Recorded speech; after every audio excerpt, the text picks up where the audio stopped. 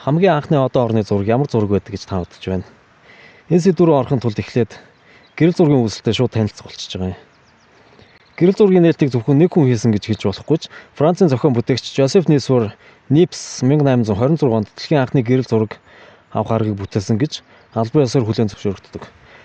Гэрэл зураг нь химийн оптикийн хувьсэл байсан тул энэ гавьяаг ерөнхийдөө 3 гол анхдагчийн дунд хуваагддаг. Нэгдүгээрт Жозеф Нисфор Нипс, хоёрдугаарт Луи Дагер, гуравдугаарт Уильям Хенри Фокс Талбот нар юм. За тэгээд 1839 оны 1 сарын 2-нд Луи Дагер анхны сарны гэрэл зургийг амжилттай авч чадсан. Тэрээр сарны гардагууг бүртгэхийн тулд шинээр зохион бүтээсэн daguerreotype процессыг ашиглан одоо орны судлалын анхны бүтээл болсон томоохон үйл явдлыг тэмдэглэжээ. Гэсэн хэдий ч ердөө 2 сарын дараа 1839 оны 3 сарын 8-нд эмгэнэлт явдал болжээ. Дагерийн Парис дахь лаборатори диорама барилга галд бүрэн автаж, бүрэн шатжээ. Галд төмөр нь түүний бичмэл бүртгэл, туршилтын ихэнх үеийн тэмдэглэл, түүний дотор түүхэн анхны сарны зургийг устгасан.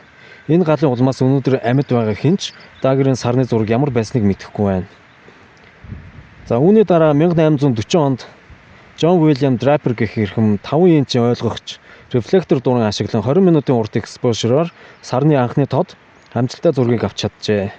Энэ нь Джон Уильям Драперийн 1840 оны 3 сарын зураг нь өнөө хүрт сарны хамгийн эртний гэрэл зураг хэмээх титмийг хадгалж байгаагийн шалтгаан юм аа.